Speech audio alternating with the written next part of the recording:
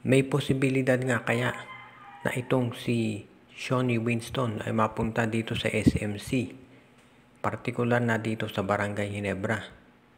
Kasi sa tingin ng iba mukhang baka hindi na masaya itong si Winston dito sa nangyayari sa Converge. Dahil nga first conference pa lamang niya ay napakasama ng performance nila. At syempre kung ikaw ay isang player katulad ni Winston na naglaro sa Lasal, alam naman natin na laging competitive yan. Kapag ikaw ay naglaro dito sa Converge na ang balita ngayon, ayon sa mga kumakalat ay nagtatank, syempre sino ba namang player ang matutuwa sa ganyan? At isa pa yung mga trades na nangyari dito ay parang hindi rin maganda sa magiging overall resulta ng performance ng FiberXers. At syempre, I'm sure alam din ni Winston na sabi nga ni Coach Yeng Giao, iba yung maximum salary ng SMC at MVP kumpara dito sa Converge, Rain or Shine at Phoenix. So hindi na nakapagtataka kung ito ay gugustuhin ni Winston na mapunta dito sa Barangay Ginebra. At syempre, hindi lang ito nasa SMC, ito rin ang pinakapopular na team sa PBA. Kaya hindi na nakagugulat kung gugustuhin ni Winston na mapunta dito sa Gene Kings. Ang tanong ngayon kung magpapatrade dito si Shawnee Winston dito sa Barangay Ginebra, sino naman kaya ang hihinging kapalit ditong Converge FiberXers? Siyempre, ang iisipin natin kapag ganyan ay hihingin ng Converge ay yung star player din ng Barangay Ginebra. Pero nakita naman natin ng Converge hindi ganyan makipag-trade. Itong si Abu Tratter, yung kanilang starting center, ay pinagpalit nila para dito kay Adrian Wong as isang first round pick. Sinama pa nila si David Morel. Plus of course, ang dami nila pinakawalan basta-basta na lang. Itong si Jeron Teng, si Maverick Ahamisi. So kung hihingi sila ng starter ng Ginebra, for example, kung itong si Japet Aguilar o kung sino man ang hingi nila, itong si L.A. Tenorio, kaya ba nilang i-afford yung sweldo ng mga nabanggit na player? Itong si SMB coach George Gallant ay naghahanda na para doon sa susunod na game ng SMB kontra Blackwater. At kapag nanalo SMB dyan ay sigurado na meron na silang twice to beat advantage. Ang tanong na lamang ay kung saan posisyon. At sinabi nga doon sa mga reports, I'm sure alam nyo na activated na itong si Junmar Fajardo at mukhang ito si Vic Manuel ay malapit na rin maglaro para dito sa SMB. So sa mga susunod na mga games, malamang makita natin na kumpleto yung lineup ng San Miguel sa unang pagkakataon ngayong konferensya. Ang tanong na lamang, ito magiging problema nito si George Gallant ay yung pagbalasa ng mga players. Alam naman natin of course na itong si Fajardo, si Tautuba yan sa sentro. Dito sa power forward, medyo magiging magaan siguro dahil ito si Rodney Brondial nagka-injury. So malamang palitan dyan itong si Benny Boatwright, si Vic Manuel. Ang magiging problema ay kung saan dito aayusin yung rotation nila sa wings at guards. Kasi dito sa wing position, of course, nandyan si Trojano, si Lassiter.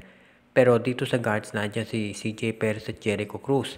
Ang problema kapag bumalik na itong si Simon Enciso, and of course, nandyan na rin si Jeron Teng. So makikita natin talaga na medyo sobra yung mga players ng San Miguel Beer. At si George Gallant kailangan bigyan ng minuto, of course, yung mga matagalan niyang nagagamit katulad nila Romeo, si Ross, at saka itong si CJ Perez at Jericho Cruz. Yun ang rotation niya na naging maigi ang takbo. Kaya tignan natin kung ano mangyayari dito ngayon. Pero maliwanag, medyo sobra o biglang dumami yung mga players ng San Miguel Beer. At ang magiging challenge ngayon kay George Gallant ay kung paano niya babalasahin ang mga ito at mananatili silang masaya doon sa kanilang role.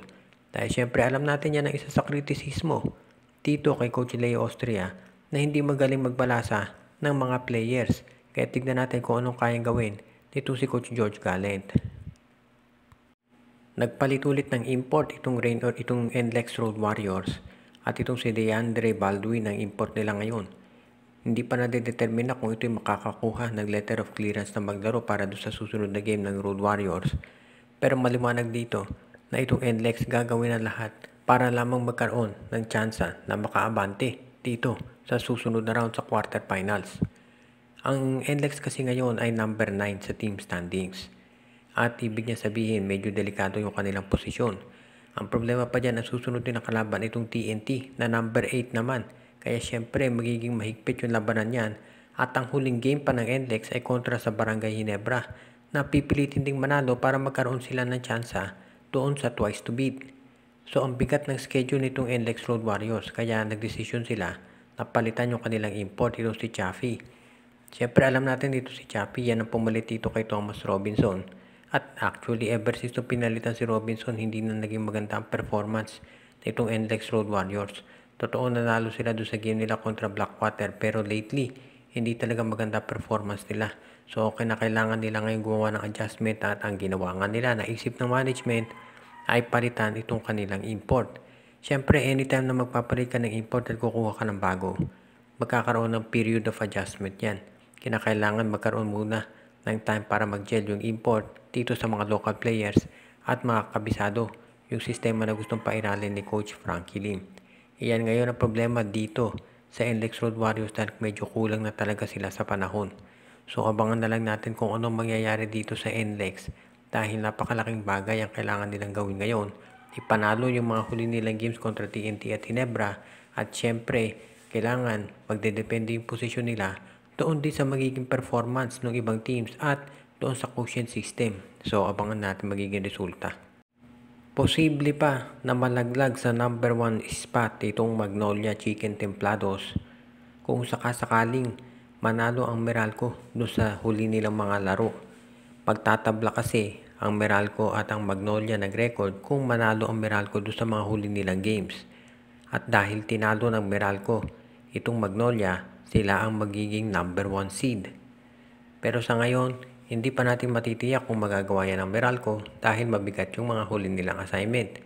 Ganun pa man, masasabi natin na itong Magnolia kahit maging number 1 o number 2 seed ay sigurado na merong twice to beat advantage. Pati na rin itong Meralco Bulls pag nanalo sila doon sa mga huli nilang games. So kailangan tignan natin kung ano magiging sitwasyon dito. Siguro ang tinitignan dito ng Magnolia ay yung mga posibleng match-up. Pero sa tingin ko, itong Magnolia naman ay merong tsansa kahit sino makalaban nila, lalo na at meron nga silang twice to beat advantage. Napakalaking bagay niyan sa ganitong sitwasyon.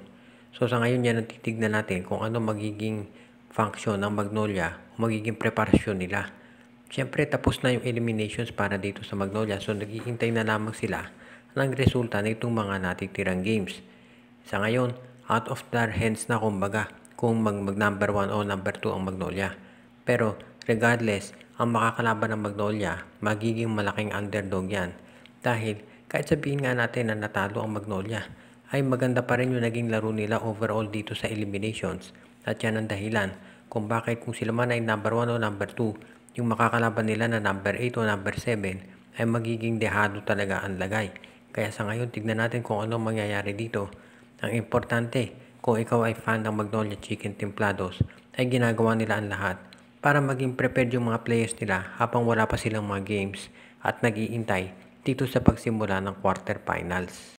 Shout out kay John Ray, Mark Iswela, Josh Pugiray, Espejo at Rosales family, Junjun, Angie, Patpat at B-Boy Matas, Donel Santiago, Kagawat Katsakino Dokusin, Ronald Berbosidad, Edia Garcia, Luis Alon, kay Michael D., Joseph Pineda, Noel Corpus, Princess Yumi Corpus at Girly Baduria, kay Jason Mendoza, Donald Santiago, Judy Edwina, Shaina, Carl Jaira at Jono Villarosa, Jason Mendoza, OG, Len Gio at Gia Santillana at Tagle family, Edwin Carmona Jr., Rico Olarte, Jonel Alagon at Celino Valles family, Dexter Domer, John Cantos, itong si Michael D., Romeo Conchada at iba pa nating taga-subaybay at si RJ Bueno at Talina family.